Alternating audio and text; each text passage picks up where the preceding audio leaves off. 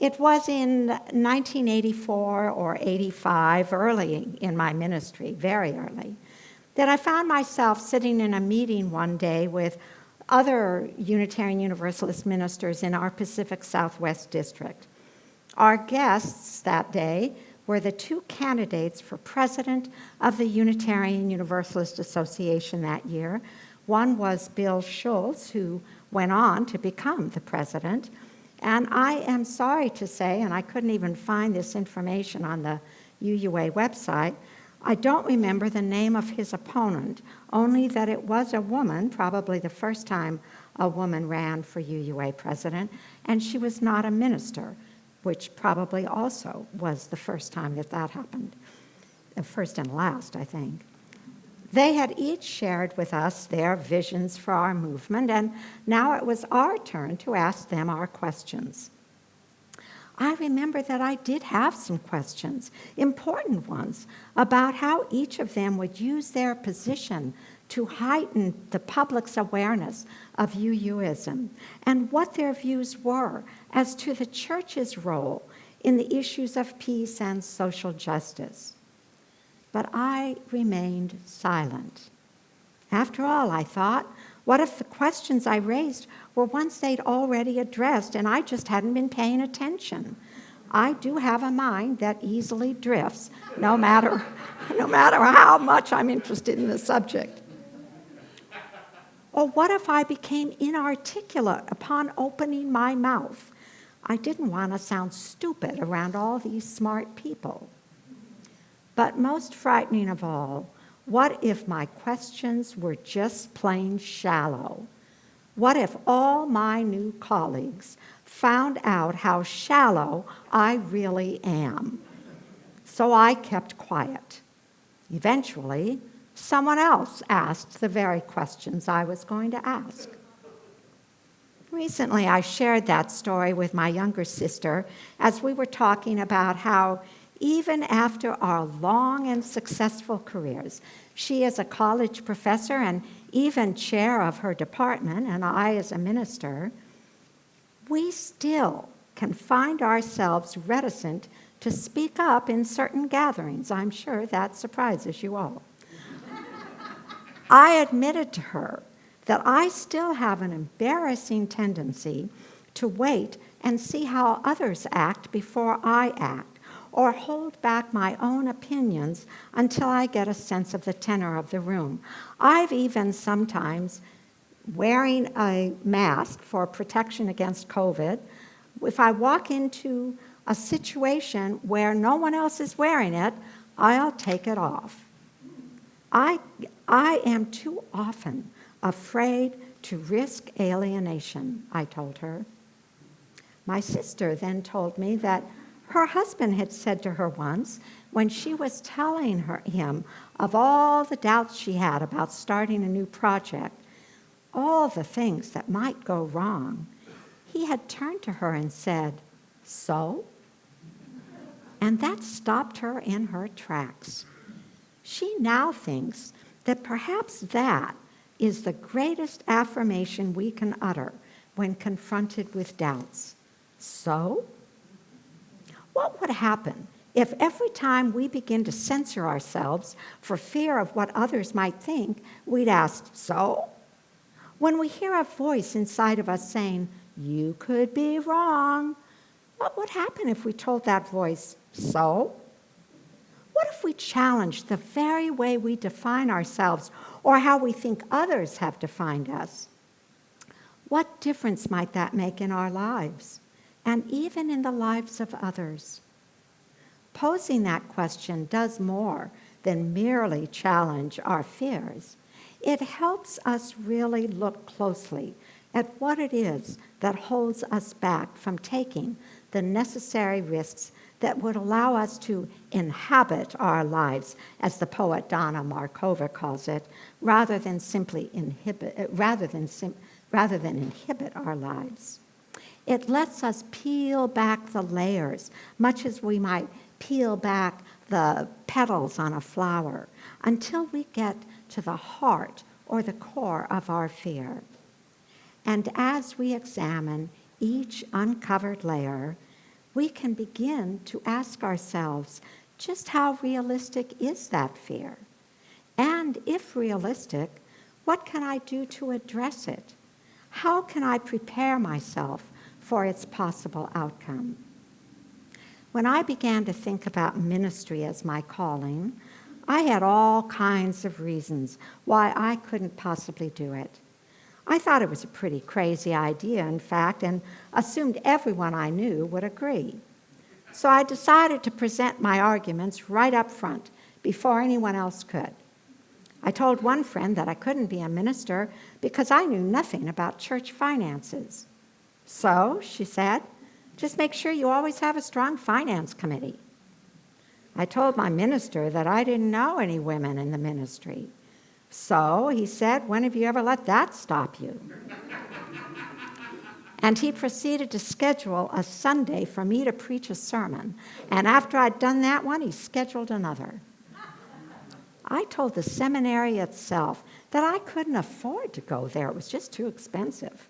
So they said, you shouldn't let money stand in your way. There's lots of help available. Well, what could I do? The people I trusted had all trashed my arguments.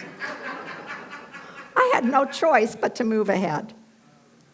Challenging our fears by asking so also helps us discern whether the voices trying to discourage us from forging ahead might just be right.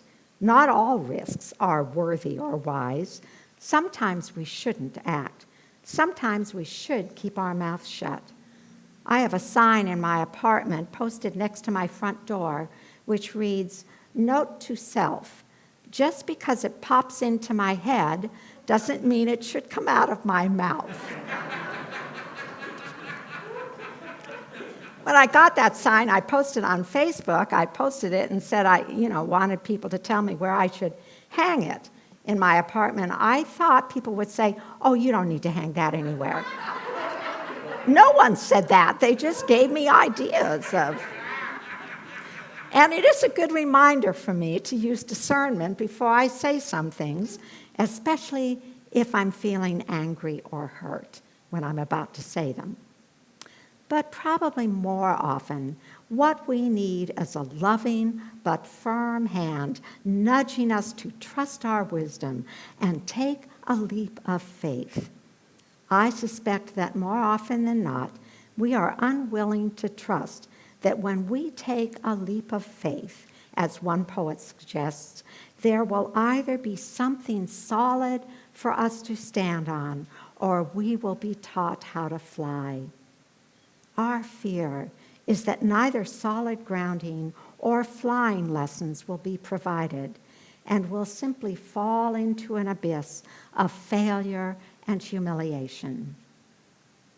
When the company my father worked for decided to move from Los Angeles to Orange County back in 1984, he and my mother sold their home actually it was in 74, I guess, sold their home in Altadena, in which they'd raised their kids, and they moved to a brand new home in Irvine, deep in what was then one of the most conservative areas politically in the country.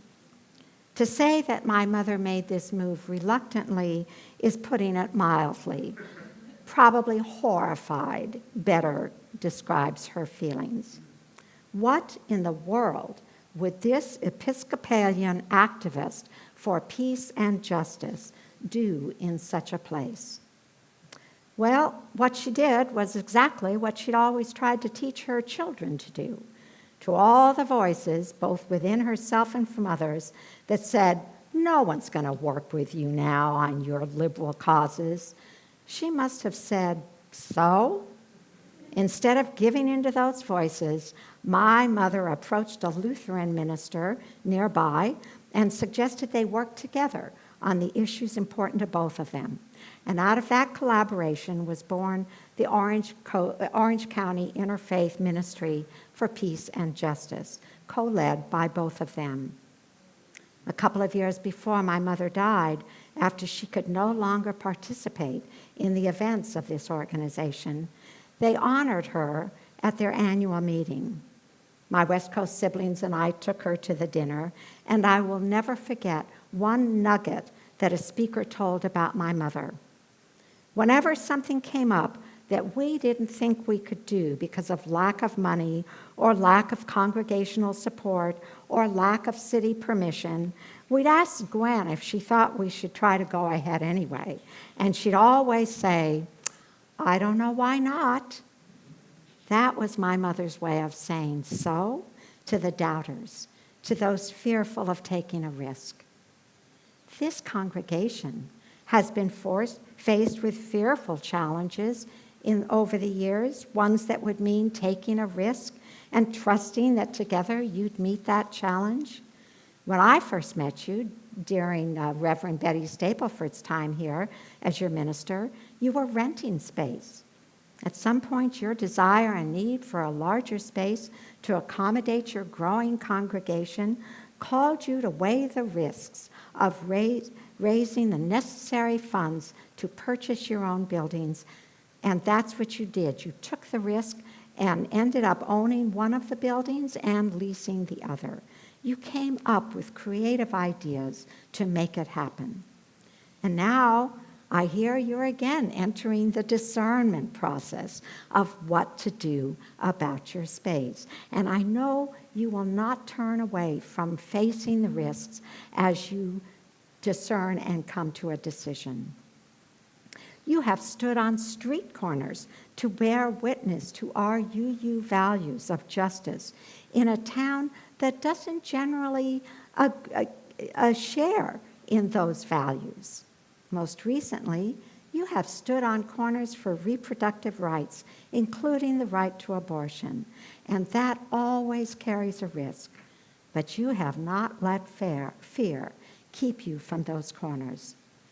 And for years now, you've held community forums that have at times been highly controversial, enough so that at least once you had to call on police protection during the event.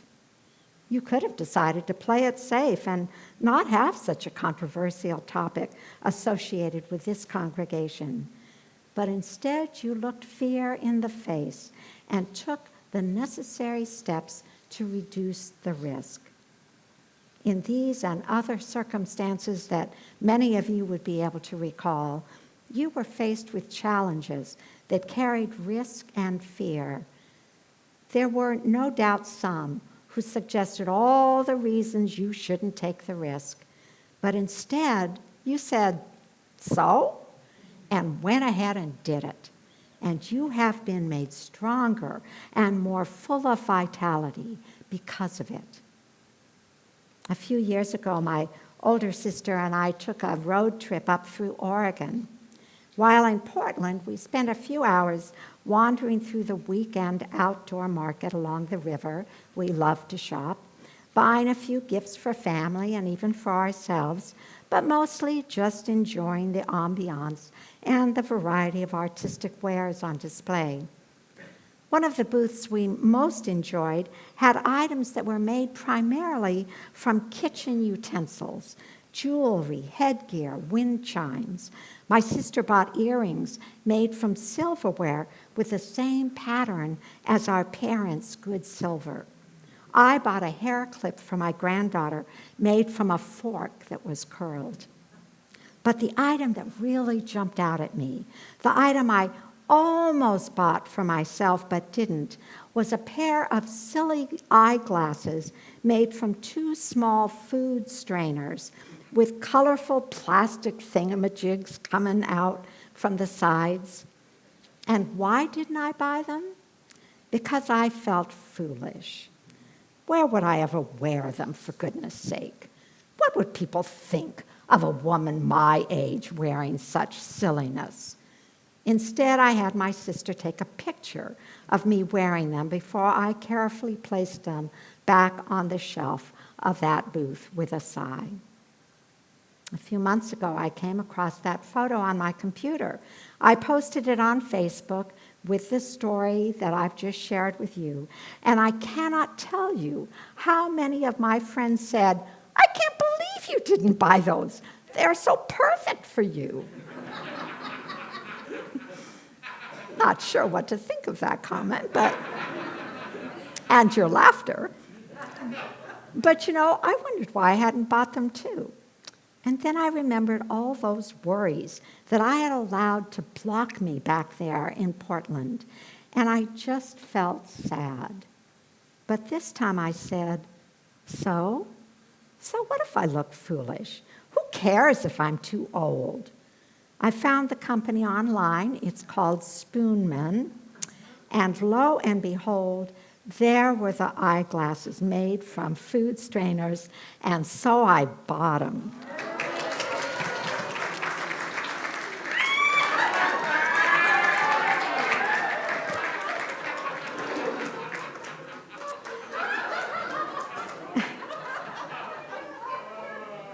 And when I'm not wearing them, which I'm not going to keep wearing them because they won't stay on with my glasses that I have to wear because I'm too old. When I'm not wearing them, they sit on top of my piano as a reminder that I don't need anyone's permission to purchase something that makes me happy, that helps me feel more like me. I don't need anyone's permission to live my life fully, and neither do you. No matter your age, yes, neither do you. No matter your age, take some risks. Be yourself, and remember how strong and beautiful you are. In closing, I offer you these words that I discovered recently that make me smile.